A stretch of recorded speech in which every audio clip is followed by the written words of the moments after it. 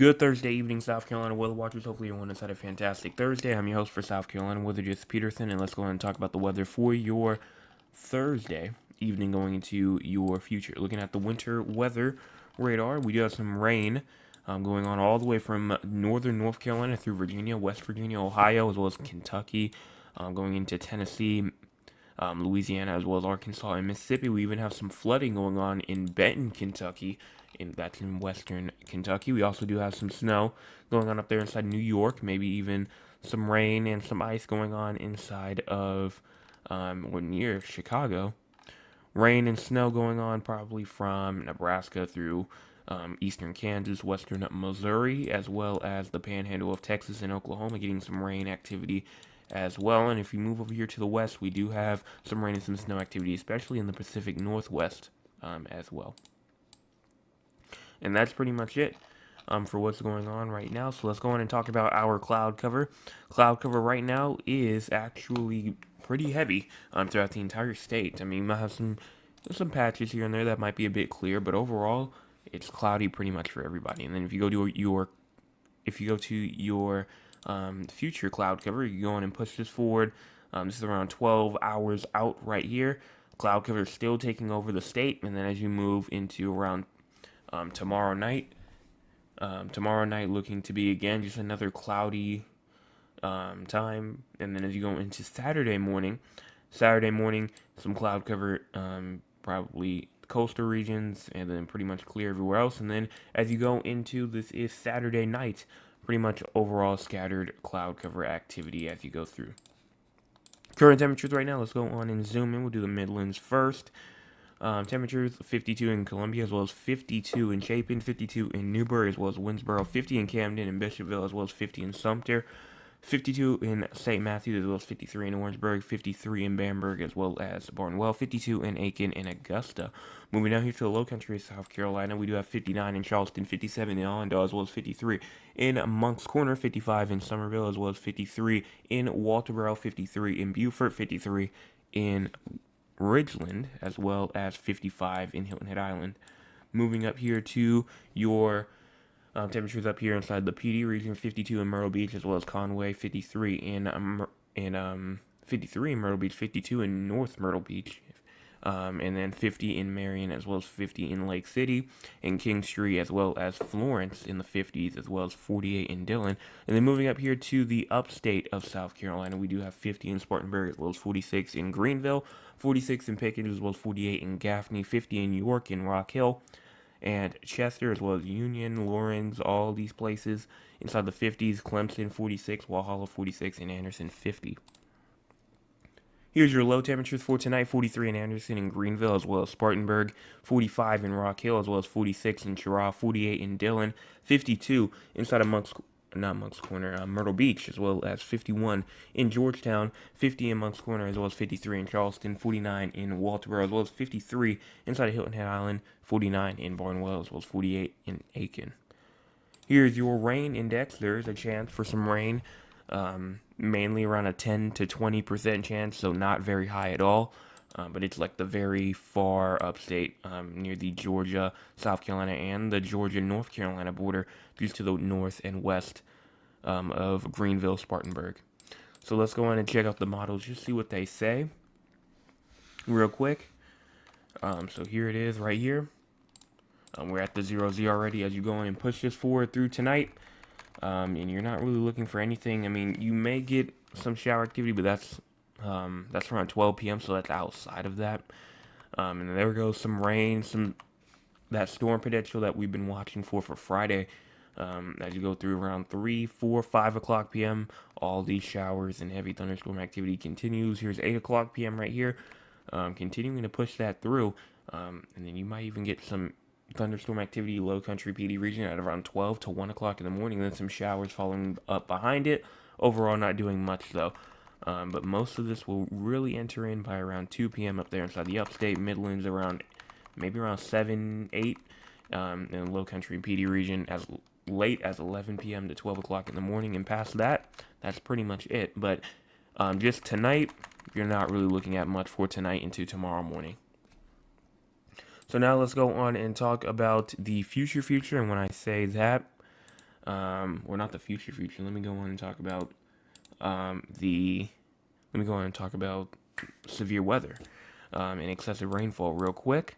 Here's excessive rainfall as we go into tonight. Nothing for tonight, obviously, but as we go into tomorrow, nothing for tomorrow either, it seems to be. Day 3, nothing there. Nothing for day 4 and 5 as well. So we're good in terms of excessive rainfall for the next 5 days. But if we move over here to the SPC outlook, we're going to move on over here. And you can see day 2, we do have a risk. We do have a risk for some thunderstorms as we go into tomorrow, mainly for the entire state. The entire state has a chance. That does come with the TSCM. Does not mean anything severe, but you never can rule anything out because a thunderstorm is still a thunderstorm and it can still be dangerous. And then going on now to talk about our future for about the next 400 hours or so. Let me go on and get that up real quick. Here it is. Time is at the top right corner of your screen. Check it out right there. You go on and push this forward as we go on around to February the 1st. All of this activity right here is pretty much going to be gone. So that's going to head on out. And then as you continue to push this forward, just a nice dry stretch until we get to around February the 5th to where some shower activity happens up there in the upstate. But after that, that's pretty much it. And then February the 8th, some more rain activity comes through. Some cold air dips in right behind it. And past that, it's just too far out to talk about. That's like 350 plus hours out. And we're not going to go that far. So overall, just again, kind of like I'm not going to call it a repetitive pattern. It kind of is a repetitive pattern, but it's mainly kind of calm at times, and then you have active at times, and that active time period may be for about like a day or two and then you have the full dry conditions. And speaking of dry conditions, I do want to talk about the drought monitor. The drought monitor has came out for today, and not much has changed. Not a lot is changing with the drought monitor by the week. You do have a D1 that continues for Eastern Berkeley County, Eastern Charleston County, as well as Georgetown, Williamsburg, Florence, Marion, Horry County, Dillon, Marlboro County, Chesterfield, and York County as well. And then that's everybody inside the D1 drought. That is the lowest. That is the lowest of the droughts, but it is still a drought. And then a normally dry D0, not a drought, but it is dry and definitely needs some rain. The rest of Charleston County, as well as Dorchester, Berkeley, Clarendon, at least Eastern, Lee County, as well as Kershaw, Fairfield, and Abbeville, going all the way into southern Anderson and northern McCormick into Cherokee County and eastern Spartanburg and northern Spartanburg, as well as northern Greenville. So overall, if you're in the yellow, D0, normally dry, not a drought, but you are dry, and then the orange or the tannish color, that is a D1, you're in a moderate drought. It's the lowest of the droughts, but it is still a drought. And so now let's go on and talk with the audience. If you want to be a part of the audience, you can by joining us at 9 o'clock p.m. Eastern Time. Let's see what the audience has to say for tonight. So it starts off with Mr. Anthony saying, "Good evening, JP. Good evening to you." That says, "Good evening, Cousin Joseph. I didn't even know there was an earthquake in San Antonio yesterday. I did. It was in the news last night, like right when it happened. It was, I don't think it was exactly in San Antonio. It was very, very close, though. Very, very close. And I think it was on, like, the southeastern side of town, kind of near there, or southeastern side of the city. A bit outside of the city, just a little bit, I think. I'll look up the exact location in a second. But there was one yesterday around a 4.5 magnitude, I believe it was. Cheryl says, "Hi, Joseph, hello." And then my Nana says, "Hello, Jay, hello to you." And then my Aunt Lula says, "Hello, nephew, how are things looking for us in Georgetown?" If you're talking about just right now, not really much. But if you go on, we'll look at the model again real quick. But as you go on and push this forward, I mean, Georgetown seeming to have some shower and thunderstorm activity possibly around tomorrow at 12 o'clock in the morning. Not tomorrow like in a couple hours, but tomorrow 12 o'clock in the morning, like in around a good 24 hours or so. and that'll push through around 12 to 1 o'clock in the morning, and then maybe some showers, isolated showers again right after at around 2 to 3 o'clock, but not as bad. And this could definitely bring some gusty winds with it as well. Would not be surprised if they didn't mention something about that in the SPC outlook, but we'll continue to watch for that. And that's pretty much it. So now let's go and talk about San Antonio and Raleigh now, and we'll look at the exact location where that San Antonio earthquake was, and then we'll talk about the entire U.S. and just newsworthy stuff. So moving on over here to San Antonio, no rain is expected for the next 24 or so hours, and if you move up here to Raleigh, North Carolina, let me go on and push this forward. There is not really too much of a rain threat until you get to around 7, 8 o'clock p.m. tomorrow. Maybe going all the way to around 9 to maybe even 2 o'clock in the morning. There could still be some shower and downpour activity going on. So that's what's going on there. Talking about temperatures now, let's go ahead and check out the likes as the temperatures load up.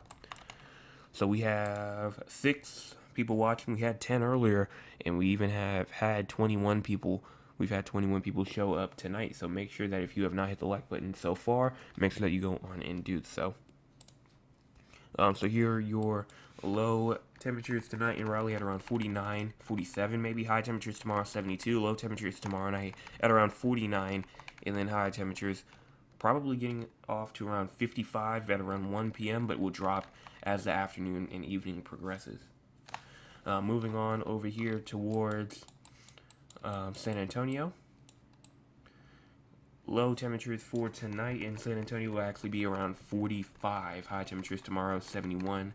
Low temperatures tomorrow night at around 43. And then high temperatures at around 75, capping at around 5 o'clock p.m. will be around 75 degrees. And that's pretty much it. In terms of both locations, Raleigh does have a threat for some thunderstorms tomorrow. That does come with that system that is pushing through as well through South Carolina as well. And so that is what you might have to look forward to in Raleigh tomorrow. Rather that be a good thing or a bad thing. Rather, if you need the rain or not, rain is definitely coming. So now let me see this earth. Let me see exactly. Let me see the exact area where the earthquake was over there in San Antonio. What I can see right here, it says it was in Falls City. It was last night. 4.5 magnitude earthquake was confirmed Wednesday night near Falls City, Texas, which sits about 40 miles southeast of San Antonio. So overall, I mean, 40 miles is 40 miles. You can call that close or far, but I think that'd be kind of around the area. So I think that they, at least that's what some of the headlines were saying. So I think that it should be considered a part of there as well. But now what's going on throughout the entire U.S. as we speak, and just news-wise, we have a storm system will produce severe thunderstorms over and near Louisiana, and heavy to excessive rainfall from the southern plain through the Ohio River Valley today. A strong weather system will bring the potential for flash flooding, severe thunderstorms, strong to locally damaging non-thunderstorm winds, and high elevations to the Hawaiian Islands through Friday.